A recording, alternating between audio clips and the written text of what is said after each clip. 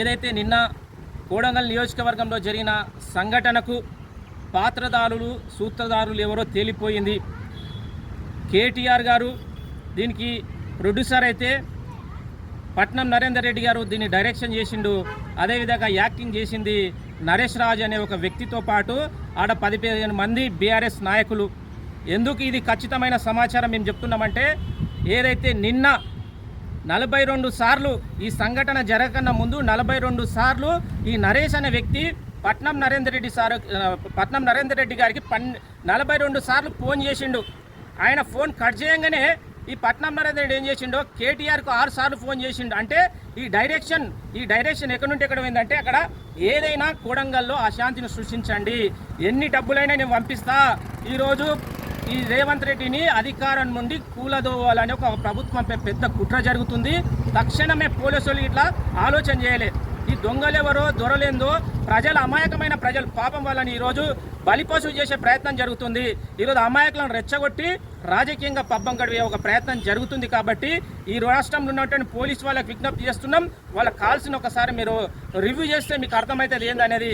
కేటీఆర్ను తక్షణం అరెస్ట్ చేయలే, పట్నం నరేంద్ర అరెస్ట్ చేస్తే ఈరోజు శాంతియుత వాతావరణం కోడంగల్లో సిద్ధిస్తుందని విజ్ఞప్తి చేస్తూ, అరే కేటీఆర్ కనీసం 10 నెలలు రాలేదు ప్రభుత్వం వచ్చి, ఎందుకు అంతగానం ప్రభుత్వం మీద విషం జిమ్ముతున్నావు? 10 సంవత్సరాలు ఏం బీకినావురా భయ్? ఈరోజు ఏదైతే రేవంత్ రెడ్డి గారు అనేక ప్రయాసాలకు ఓడ్చి ఈరోజు రాష్ట్రానికి ఏదో ప్రయత్నం చేయాలి, ఏదో ఈరోజు మనం మేలు చేయాలని ఆలోచన చేస్తుంటే ఈరోజు ప్రభుత్వాన్ని కూల్చే ఒక పెద్ద కుట్ర జరుగుతుంది.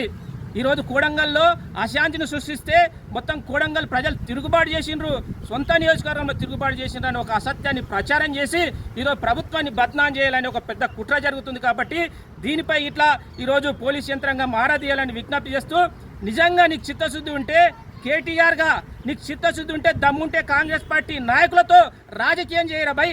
అమాయక ప్రజల దగ్గరికి వాళ్ళని రెచ్చగొట్టి ఈరోజు వాళ్ళని ఎందుకు ఆగం చేస్తున్నావు? వాళ్ళ మీద ఎందుకు కేసులు పెట్టిస్తున్నావు? వాళ్ళని ఎందుకు నేరాపూరితమైన ఆలోచన విధానాన్ని ఎందుకు సృష్టిస్తున్నావు? పట్నం నరేందర్ రెడ్డి నీకు సిగ్గుచరం ఉందే? ఎవడైతే కేటీఆర్ని తీసుకొచ్చి అంబేద్కర్ చౌరస్తాలో ఈరోజు కోడంగల్ని దత్త తీసుకొని అనేక రకాలుగా మాయమాటలు చెప్పి ఈరోజు కనీసం ఒక్క రూపాయి ఇట్లా తీసుకురాని దద్దమ్మవు ఈరోజు గొడవలు పెట్టే ప్రయత్నం చేస్తున్నాం. కాబట్టి కోడంగల్ ప్రజలారా, ఆ యొక్క లగచర్ల కావచ్చు, అక్కింపేట కావచ్చు, రోటిబండ తండ కావచ్చు, పులిచెర్లకుండ తండలు ఉన్నటువంటి దయచేసి ఈ లగచర్ల ఉన్నటువంటి ప్రజలు ఆలోచన చేయలే. ప్రభుత్వం అండగా ఉంటుంది, ఎవరు అధైర్యపడొద్దు, ఈ మాయమాటలకు నమ్మి మోసపోవద్దు. ఇప్పటికే చాలా మంది మీద కేసులు అయినాయి. ఈరోజు వాళ్ళని నమ్మి ఈరోజు మనం కేసులు పెట్టుకున్న మన జీవితాలు ఆగమవుతాయి. ముందు కేసులు పెట్టాల్సింది పట్నం నరేందర్ రెడ్డి మీద, కేటీఆర్ గారి మీద కేసు పెట్టాల్సిందిగా. మీకు చిత్తశుద్ధి ఉంటే నిజంగా మొగోడవైతే మేము అంబేద్కర్ చౌరస్తాలు నిలబడతాం, మాతో ఫైట్ చేయరా.